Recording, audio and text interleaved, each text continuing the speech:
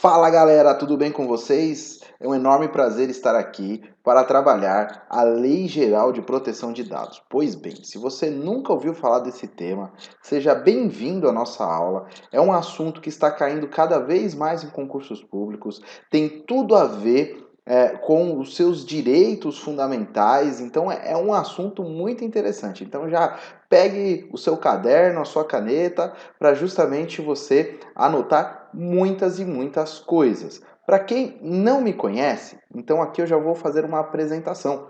O meu nome é Leonardo, tá? Eu sou o professor aqui de vocês do Vencendo Concursos e eu deixei aqui separadinho os dados, tá? Para que vocês possam fazer as devidas anotações, tá bom? Então peguem aí a caneta de vocês e já anotem meus contatos, meu e-mail, as minhas redes sociais. Aqui tem o Instagram, tem Facebook. O que vocês precisarem, contem comigo e contem com a equipe do Vencendo Concursos, tá bom?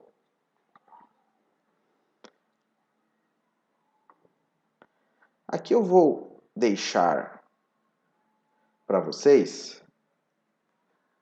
qual que é o número da lei, até para facilitar para quem for pesquisar e assim vocês conseguem ter um melhor aproveitamento do conteúdo, tá? Então a Lei Geral de Proteção de Dados é a lei número 13.709 de 2018. Já tem aproximadamente aí 4 anos que essa lei já foi promulgada aqui no Brasil e ela já está surtindo muitos efeitos. Certamente vocês devem ter lido alguma coisa, vocês devem ter pesquisado alguma situação relacionada à proteção de dados, então é um assunto muito quente e, logicamente, o nosso foco aqui vai ser trabalhar muito voltado ao concurso público, tá bom? Então vamos dando sequência, tá? Então a primeira coisa, quando a gente estuda a Lei Geral de Proteção de Dados, nós temos que verificar qual que é a incidência, né? Quem que está devendo, né, cumprir os preceitos que aqui estão inseridos. Então, eu sou advogado, eu sou da Comissão de Direito Digital da Ordem dos Advogados do Brasil, atuo bastante na área do direito digital com relação à adequação da Lei Geral de Proteção de Dados e muitas vezes os meus clientes perguntam, né?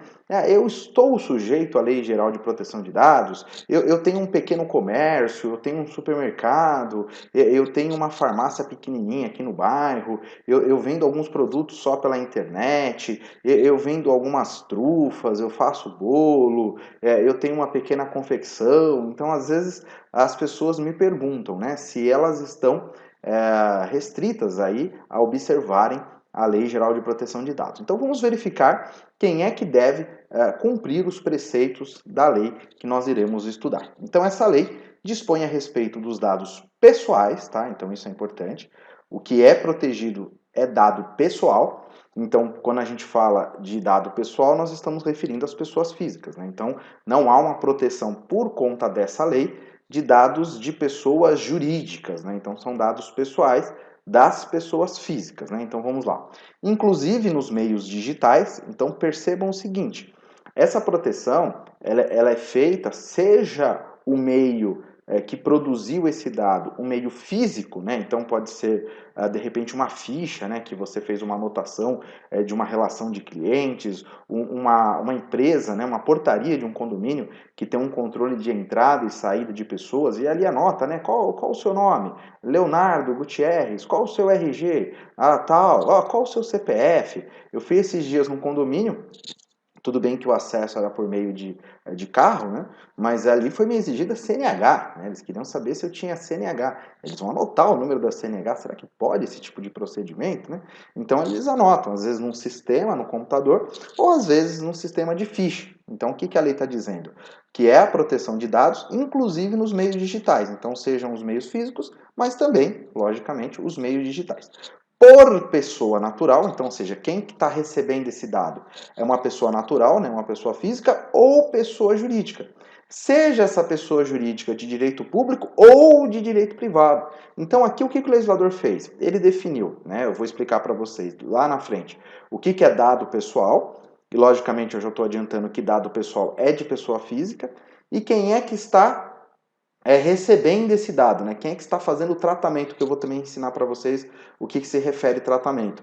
Então, quem está fazendo o tratamento, ou seja, quem está recebendo, pode ser uma pessoa física, pode ser uma pessoa jurídica. pode ser uma pessoa jurídica de direito público, bem como de direito privado. Então, também os entes públicos devem respeitar a Lei Geral de Proteção de Dados. Olha que interessante, pessoal. Então, às vezes, algumas pessoas físicas também estão sujeitas à lei geral. Vou explicar como é que funciona, é claro, mas elas estão sujeitas. Ah, eu tenho uma pequena empresa. Pronto, você é pessoa jurídica, você também tem que respeitar a Lei Geral de Proteção de Dados, né? Aí vamos verificar qual que é o objetivo dessa lei, né? Com o objetivo de proteger os direitos fundamentais de liberdade e de privacidade e o livre desenvolvimento da personalidade da pessoa natural, né? Então verifiquem que o foco dessa lei é a proteção de dados, sim, mas da pessoa natural, ou seja, a pessoa física, tá bom? Então, o que eu tenho que ter anotado, professor? A primeira coisa,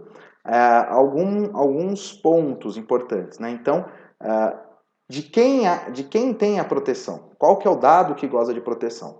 Então, é o dado de pessoa física. Quem é que está sujeito à lei? Pessoa física e pessoa jurídica, seja ela de direito público ou de direito privado, tá certo? Então é isso. Continuando, agora quais são os fundamentos, né? O que fundamenta a criação dessa lei? Qual que é a base para que ela exista, né? Então é respeito à sua privacidade.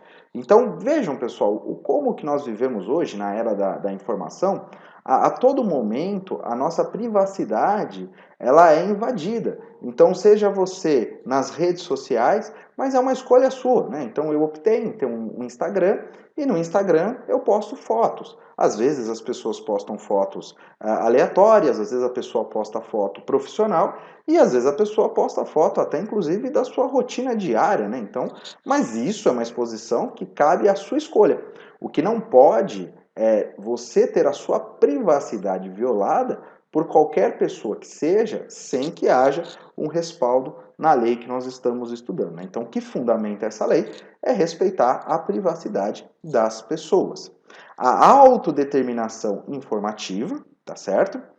A liberdade de expressão, de informação, de comunicação e de opinião. Então, ou seja, a lei ela não é só para proibir tudo. Então, muitas vezes um cliente me procura e ele fala: então eu estou preocupado porque essa lei me proíbe. Na verdade, não é que a lei proíbe, ela cria um regramento. Então, ela faz um controle desses fluxos de informações, do que pode e do que não pode ser feito, para proteger a todos, né? Então, o objetivo não é simplesmente só proibir, né? Mas ela visa, para que você tenha liberdade de expressão, é importante também que se haja responsabilidade, né? Ninguém pode usar da sua liberdade para ferir a liberdade alheia, não é verdade? Então, eu não posso, no meu direito de liberdade, ficar ouvindo música num volume ensurdecedor por madrugada fora, porque aí eu vou atrapalhar quem? Os meus vizinhos, né? Então é uma questão de equilíbrio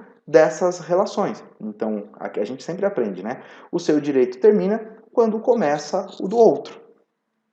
Então vamos lá, continuando. A inviolabilidade da intimidade, da honra e da imagem é o que fundamenta essa lei. O desenvolvimento econômico e tecnológico e a inovação. Tá? Então, o que acontece, pessoal? Muitas vezes, algumas pessoas não entendem o porquê que quando ela faz um cadastro num joguinho, e é muito comum nas redes sociais, alguns jogos viralizarem, né? Tipo aquele que você envelhece. Como é que eu ficaria se eu fosse um bebê? Como é que eu seria se eu fosse uma mulher? Como é que eu seria se eu fosse um homem? Como é que eu seria se eu tivesse tal cabelo, tal bigode, né? Então você vai lá e faz um termo de aceitação para utilizar um determinado aplicativo ou site. E ali eles já estão coletando alguns dados. E às vezes você sabe, você fala, não, tudo bem, não tem problema. Eles estão tendo acesso à minha câmera, eles estão tendo acesso aos meus contatos, eles estão tendo acesso à minha localização. Eu não me importo com nada disso, porque para mim o que vale é a diversão. E outras pessoas já não, vão falar, pô, peraí, eu tô entrando num aplicativo do qual eles querem que eu tire uma foto para fazer uma análise dessa foto e eles querem ter acesso à minha localização. O que a minha localização tem a ver com a foto? Então, certamente eles estão vendendo esse dado. E aí algumas pessoas pensam, mas isso muda o quê? Poxa, o seu dado hoje é um ativo mega valioso, né? Então as empresas usam esse ativo como uma troca muito gigante, a ponto de oferecer um serviço gratuito, né, de fazer um tratamento de uma foto em troca desse dado. Só para você perceber o quão valioso é, porque não precisa nem cobrar pelo aplicativo, porque o seu dado vai cobrir essa utilização, esse desenvolvimento que teve do site. Então, os dados, eles fazem parte de ativos muito importantes das empresas. E o seu principal ativo, né? Sendo que nós estamos falando da sua liberdade, da sua privacidade. Então, portanto, nesse caso, uma política de dados bem gerida, não só pelo poder público, mas pela iniciativa privada, consequentemente, nós vamos ter um desenvolvimento tecnológico e uma inovação, mas de uma maneira sustentável, né? Continuando, a livre iniciativa, a livre concorrência e a defesa do consumidor. Então, o que acontece? Esses aspectos aqui, certamente, se vocês já estudaram direito constitucional no aspecto econômico, lá nós temos esses princípios, né? Da livre iniciativa. Então, é claro que o Estado ele tem uma ideia de intervir menos na iniciativa privada, ou seja, você tem a liberdade, se você quiser desenvolver uma atividade econômica, o Estado ele regra essas atividades, mas ele não pode proibir, ele não pode falar, você não pode ter aí um comércio de varejista, um comércio atacadista. Ele não pode proibir. O que ele faz, ele cria uma série de regras que às vezes dificultam, mas você tem a livre iniciativa. O nosso Estado, ele não estabelece. Você só pode fazer tal atividade, você só pode fazer tal atividade, você só pode fazer tal atividade. Isso não é uma característica, né, de um Estado que busca o que nós chamamos aí de capitalismo, né? A livre concorrência, né? Então, ou seja, nós temos aí como um princípio a não monopolização das atividades, né? Então que haja uma abertura. É claro que isso, né, pessoal, eu estou falando no aspecto teórico, né? A prática, certamente vocês já estão pensando em um monte de objeções àquilo que eu estou apresentando, mas nós estamos trabalhando no campo hipotético, né? E a defesa do consumidor. Então, muitas vezes me perguntam, essa lei vai pegar? Quando na verdade a resposta é, ela já pegou, né? Porque a proteção dos dados, ela tem a ver com uma série de outros fatores. Então, assim como nós temos a proteção do direito do consumidor, o direito à sua privacidade é inerente e os dados estão relacionados. Então, é algo que caminha junto. Então, não há o porquê essa lei ser apenas um ponto aí na nossa história que vai se apagar. Muito pelo contrário, ela agora passa a ter aí a classificação constitucional de direito fundamental e vai ser inserida aí no campo das cláusulas pétreas, né, daquelas que não podem ser alteradas, haja vista aí que tratam de direitos fundamentais, tá? Os direitos humanos, o livre desenvolvimento da personalidade, a dignidade e o exercício da cidadania pelas pessoas naturais.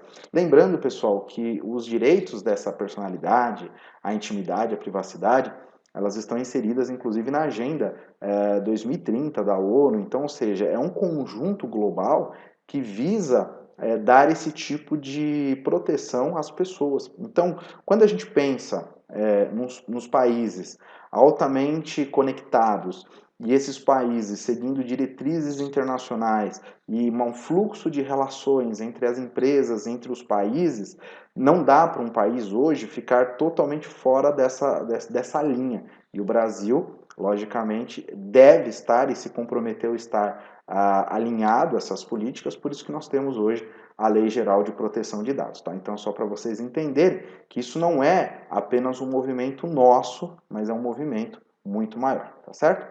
Agora aqui, eu sempre peço para que vocês façam algumas pausas, né, para que não haja aí um estudo muito rápido, aquela correria toda, e você venha aí deixar de se atentar a alguns pontos importantes. Então, a pergunta que eu faço é, quais são as incidências e os fundamentos da LGPD? Então, aqui seria legal você falar em voz alta, né, você repetir aquilo que eu apresentei para você e, se possível, fazer uns esquemas, né, faça um fluxo, que assim fica mais fácil para você enxergar esse conteúdo, tá? Então, de tempos em tempos, pare e pergunte o que você aprendeu com esse conteúdo, tá certo? Então, vamos dando sequência ao nosso conteúdo. Deixa eu abrir aqui para vocês. Vamos para o próximo item. Então, a aplicação da Lei Geral de Proteção de Dados. Vamos verificar? A LGPD, a Lei Geral de Proteção de Dados, aplica-se a qualquer operação de tratamento, que eu vou ensinar para vocês o que é tratamento de dados.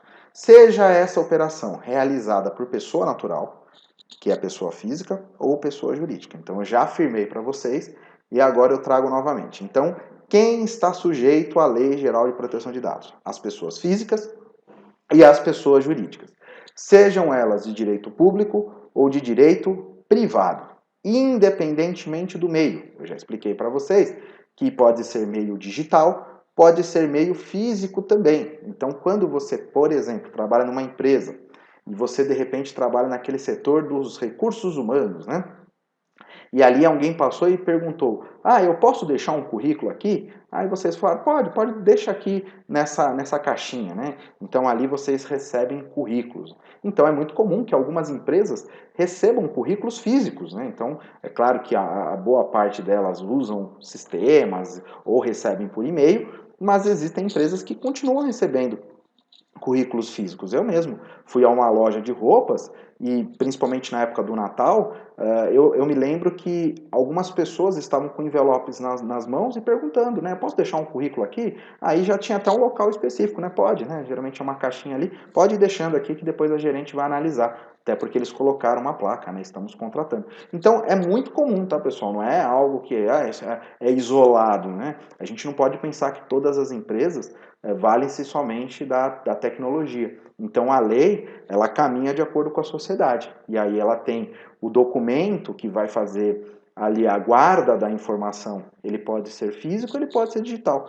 Ou qualquer outro formato, né? Que exista. Então, não tem diferença, né? E também, olha que legal, pessoal, também não importa o país, né, do país de sua sede ou do país onde estejam localizados os dados, né? Então isso também não é relevante. Eu vou explicar para vocês que, logicamente, tem alguns regramentos com relação a esse tema, mas mesmo que essa situação se dê fora do Brasil, pode ser que a lei tenha incidência. Eu vou explicar para vocês como é que funciona, tá? Então essa é a aplicação da Lei de Proteção de Dados. Percebam que é uma aplicação bem ampla, né? Os únicos dados, então, que não estão protegidos são os dados da pessoa jurídica, mas eu sempre ressalto para os meus clientes, para aqueles que estudam comigo nas minhas palestras, os meus alunos, o seguinte: as pessoas jurídicas, elas não têm a proteção direta da lei, né, da Lei Geral de Proteção de Dados. Elas têm proteções constitucionais, proteções do direito civil, enfim, outras proteções, mas a gente nunca pode esquecer que por detrás de uma pessoa jurídica existem sócios que são pessoas físicas, né? Então esses dados também são protegidos. Então é algo que precisa ter muito cuidado, uma sensibilidade muito grande nessa questão, tá bom? Então, dando sequência, a questão é: quais são os requisitos para a aplicação da Lei Geral de Proteção de Dados, tá? Que foi o que eu comentei com vocês anteriormente. Se o dado, no âmbito do estrangeiro, como é que fica essa relação? Então, eu vou mostrar agora para vocês. O que faz com que essa lei tenha incidência? A operação de tratamento seja realizada no território nacional. Essa é a análise mais básica que a gente pode fazer. Então, eu estou no Brasil, fui a uma empresa, essa empresa pediu os meus dados, então ali há uma relação de proteção. Como é que funciona? Então é a relação mais básica que eu tenho. Eu entrei num site para fazer um cadastro, para obter um desconto, para fazer um pedido, para fazer uma compra. Ali também há uma questão de proteção de dados. Ok? Então fica muito mais fácil visualizar esse primeiro item. Vamos ver o segundo? A atividade de tratamento tenha por objetivo a oferta ou fornecimento de bens ou serviços, ou o tratamento de dados de indivíduos localizados no território nacional. Ok, básico também. Agora aqui, ó, olha que interessante. Os dados pessoais objeto do tratamento tenham sido coletados no território nacional. Então, eu às vezes coletei o dado aqui no território nacional e muitas vezes eu posso abrigar também esse servidor fora. Então, seria até uma situação de tentar burlar, né? Então, é muito comum vocês verificarem que existem na internet sites que são estrangeiros.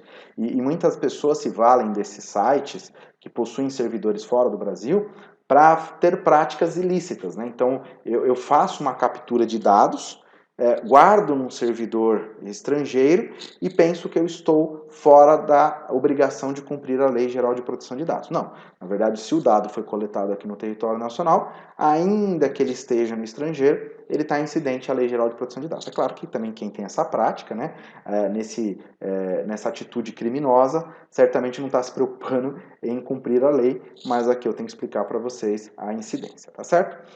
Continuando, agora aqui eu vou explicar para vocês quando não há a aplicação da Lei Geral de Proteção de Dados, tá? Então, essa lei não se aplica, tá? Então, isso aqui também é muito importante para a prova, haja vista que muitas pessoas também imaginam que ela tem uma aplicação 100%, quando na verdade existem situações em que não há a aplicação da lei. Quando for realizada por pessoa natural, então você, pessoa física, para fins exclusivamente particulares e não econômicos. Como assim, professor? O óbvio, né? Então você tem um celular, naturalmente você tem o telefone de algumas pessoas, né? Você tem dados de algumas pessoas, mas você usa esses dados porque você se conecta com essas pessoas, porque são seus amigos, são seus colegas. Então ali às vezes você guarda a data de aniversário, né, para poder mandar umas felicitações, você tem o telefone, por algum motivo você foi, eu peguei uma vez o nome da minha prima e o RG, porque eu fui fazer um cadastro dela numa situação ali de um site, porque eu fui fazer ali um cadastro dela no condomínio onde eu moro, para ela poder ter acesso. Aí eu fiquei preocupado, porque eu tô com o RG da minha prima, né, o número, eu tô infringindo a Lei Geral de Proteção de Dados? Não, né, porque você é uma pessoa física e ficou com esse dado para fins particulares. Né? Você não está desenvolvendo uma atividade econômica. Você não guarda esse dado para fazer uma publicidade, uma oferta de marketing, para ter todo um benefício com relação a essa situação. Então, nesse caso, você não está sujeito à lei de proteção de dados. E dando sequência, vamos para o próximo item. Quando não há incidência da Lei Geral de Proteção de Dados? Quando também essa coleta, esse tratamento de dados for realizado por ato jornalístico ou artístico, né? Então, por exemplo, imaginem só que um determinado jornal esteja fazendo uma cobertura de um evento ou de alguma situação e, logicamente, o jornalista tirou alguma foto, o jornalista às vezes acabou entrevistando uma pessoa, então teve acesso à imagem dessa pessoa, teve acesso a algumas informações. É claro que os jornais eles pedem, né, autorização para veicular aquela imagem, né, isso daí é uma praxe, mas poderia ser questionado se ali um jornal poderia ter dados de pessoas, né, fotos ou algumas situações que possam chegar aí à individualização ou alguma característica, que também eu vou explicar para vocês que isso é um dado, e nesse sentido o legislador teve o cuidado de proteger a imprensa, né, que é muito importante, né, num Estado democrático, que haja uma liberdade de imprensa. Se houvesse uma limitação, poderíamos aí ter um problema, por isso que o Estado optou em tirar a atividade jornalística do devido preceito que nós estamos estudando na Lei Geral de Proteção de Dados. Claro que os jornais, logicamente, não podem fazer o que bem entendem, né? Tem todo um regramento até constitucional, a questão da imagem, a honra, né? Mas é só uma questão de não incidência para fins jornalísticos ou artísticos da proteção de dados. Também para fins acadêmicos, né? Então, às vezes, os estudantes, aqueles que estão fazendo mestrado, doutorado, pós-graduação, graduação, muitas vezes eles fazem coleta de dados para poder fazer pesquisas, estudos. Portanto, o legislador retirou essas atividades da incidência da Lei de Proteção de Dados. Né? Naturalmente, vocês já deveriam ter pensado, né? E a segurança pública, né? As polícias, será que elas podem ter dados? Né? Claro que sim, até porque para fazer essas políticas de segurança, eles possuem um banco de dados altíssimo. Né? Naturalmente, você deve ter recordado, né? Uma vez eu fui tirar o RG, né? Tive que deixar a minha digital, então o sistema de segurança pública ele mantém esse grande banco de dados com a finalidade de promover a segurança pública, então, portanto, não há incidência da Lei Geral de Proteção de Dados. Né? Para a defesa nacional, que também entra nesse conceito, para a segurança do Estado, ou atividades de investigação e repressão de infrações penais, né? Então isso aqui é uma segurança que o Estado tem, né? Já que ele precisa ter o controle das pessoas, de dados, de informações. Então, nesse sentido, ele não poderia colocar uma proteção, né? O sigilo existe, é claro, né? A gente não pode confundir as coisas, né? Então, o Estado ele mantém o sigilo dessas informações, mas ele pode manter a guarda, né? Porque é disso que nós estamos falando. Será que a pessoa pode ter a guarda dessas informações?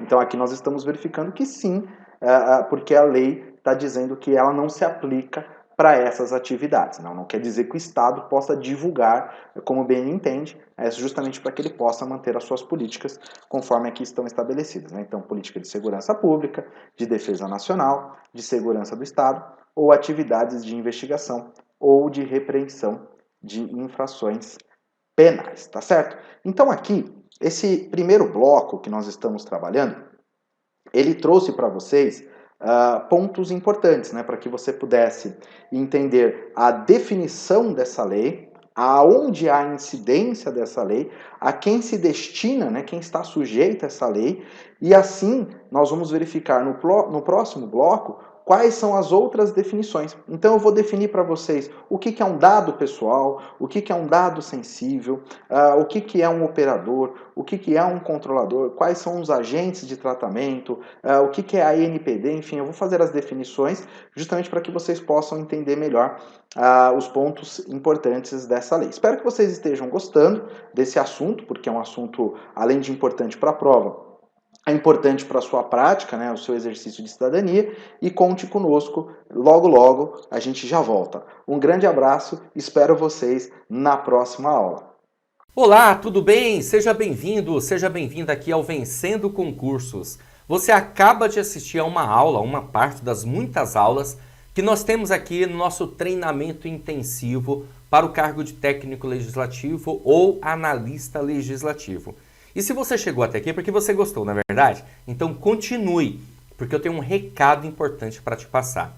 Nós do Vencendo Concursos montamos o treinamento intensivo para os dois cargos, o gabaritando técnico legislativo e também o gabaritando analista legislativo. Eu quero aproveitar e passar para você quais são as vantagens desse treinamento. Então visualiza aqui comigo para você entender melhor. Olha só. Vantagens dos cursos. Acesso imediato. Então, no momento que você adquirir o curso preparatório, você recebe no seu e-mail os dados de acesso. Chega para você um e-mail de login e senha para você acessar a nossa plataforma. Normalmente, esse e-mail chega na caixa de mensagens principal, mas pode ir também para a caixa de mensagens promoções, que é uma caixa de mensagens que tem principalmente no Gmail, tá? Ou até mesmo para o spam. Então é importante que assim que você adquirir, visualizar essas outras caixas, tá bom? Mas qualquer coisa é só entrar em contato conosco também. Você terá acesso ilimitado no curso preparatório, seja um, seja outro, tá? Não importa. Acesso ilimitado. Vale lembrar que você poderá ter acesso, você vai ter acesso durante um ano, independente da data de prova, tá? Então, o curso fica acessível para você, o que é bom, porque você pode utilizar esse curso depois como mecanismo de estudo para outros concursos, porque as matérias, evidentemente, você pode aproveitar, tá bom? Você terá no curso preparatório teoria e questões comentadas. Vale lembrar, centenas de questões comentadas pelos nossos professores. Isso faz toda a diferença. Material em PDF e também grupo no WhatsApp para que você possa receber notificações, atualizações, tudo, ficar sempre ligado, né, nos cursos preparatórios, nos acontecimentos aí. Por exemplo, vamos marcar aulões ao vivo para os nossos alunos. Você recebe essa notificação no grupo do WhatsApp. Então, por isso que é importante você estar dentro dele. Ok? Beleza? Gente, olha só, além de todas essas vantagens aqui dos cursos, eu vou dar para vocês ainda 4 bônus. Visualiza aí comigo. Só esses bônus aqui já vale muita coisa, com certeza absoluta. Primeiro bônus, caderno de questões. São questões gabaritadas para você treinar, meu amigo. Olha só, além das questões comentadas que já fazem parte do curso, você vai receber caderno de questões. Vai ter um módulo na plataforma chamado Caderno de Questões. Os cadernos estarão separados por matéria, então você vai baixar. São milhares e milhares e milhares de questões. Não tem como eu falar exatamente o número aqui para você. Mas ultrapassa 2.000 questões. Olha só.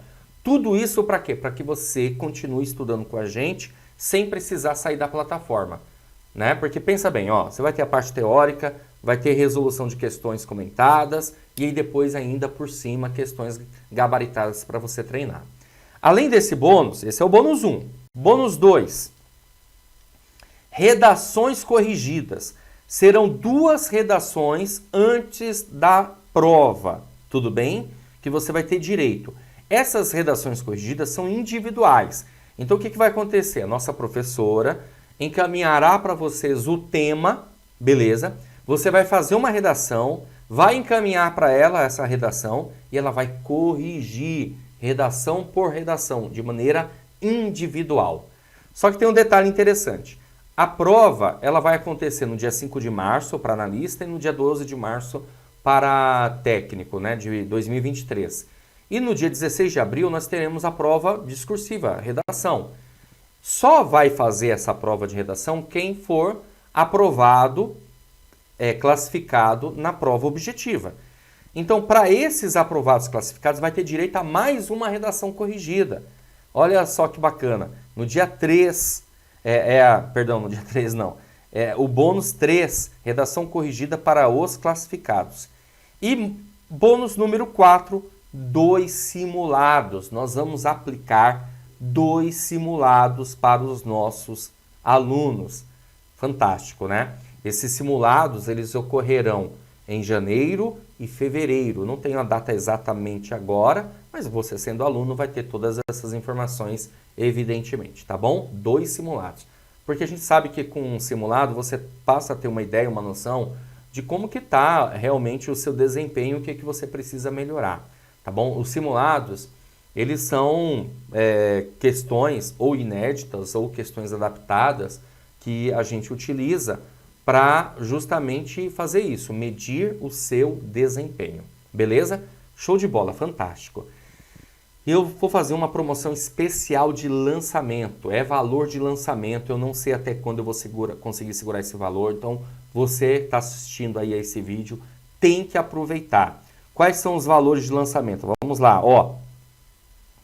Curso técnico gabaritando técnico legislativo, de R$ 597 por apenas, olha só gente, R$ 297 ou 12 vezes de R$ 29,65. Gente, na boa, esse valor você não compra nenhum lanche. Ou seja, se você economizar um lanche por mês, né, você paga o valor do curso preparatório para técnico legislativo, beleza? Agora, se você for estudar para analista, o valor do curso vai ficar da seguinte maneira. De R$ 697 por apenas R$ 397 ou 12 vezes de R$ 39,65. É o valor de uma pizza, né? A mesma coisa que eu costumo dizer, se você economizar uma pizza por semana, você paga o valor do curso preparatório. Eu falo isso, se você economizar uma pizza por mês, você paga o valor do curso preparatório. Eu falo isso porque na minha casa nós consumimos pelo menos uma pizza por semana. Então economiza uma por mês, pô. E pronto, você adquire o curso preparatório completo no valor de lançamento. Como que você vai fazer para adquirir o curso preparatório? Abaixo do vídeo, na barra de descrição ou na barra de comentários, vai ter o link dos cursos. Tanto para técnico como para analista. Aí vai depender, claro, qual o foco que você tem. Aí você vai clicar, vai ser redirecionado à página do curso. Lá você vai encontrar todas as informações, inclusive até mais aulas demonstrativas, tá bom? Vai ter um botãozinho amarelo no meio da página lá, você vai clicar nesse botão amarelo, vai preencher seus dados, escolher a forma de pagamento e pronto, vai começar a estudar aqui com a gente no Vencendo Concursos. Mas se você tiver alguma dúvida, quando você clicar nessa página, vai ter um chat online, beleza? Você vai mandar a sua dúvida nesse chat online e alguém da minha equipe vai entrar em contato com você imediatamente, online, ao vivo, tá? Então você mandou a mensagem, alguém já te responde naquela hora, naquele momento, ok? Então, para sanar suas dúvidas, beleza? Ou você também pode chamar a gente na nossa central de atendimento WhatsApp. Tá aí os números, 11 97465 6052 ou 98593 4651. Então, qualquer dúvida que você tiver a respeito dos cursos preparatórios, é só chamar a gente que nós esclarecemos para você, tá bom? Beleza? Bom, gente, é isso. Vou ficando por aqui. Espero que você faça sua matrícula o quanto antes, não perca tempo. Finalizou esse vídeo aqui, já clica, já faz a matrícula, já começa a estudar tudo rápido, imediato, porque a gente não pode realmente perder tempo se você pretende ser aprovado nesse concurso, tá bom? Qualquer dúvida é só chamar a gente. Então, ó, clica no link na descrição, na barra de comentários dos cursos que você deseja fazer para começar o seu estudo. Lembrando, quem adquiriu o curso de analista recebe também o curso de técnico legislativo, tá bom? Então, ó, um grande abraço para vocês. A gente se vê dentro da plataforma, hein? Clica aí e já começa os seus estudos. Valeu, tchau, tchau, até mais.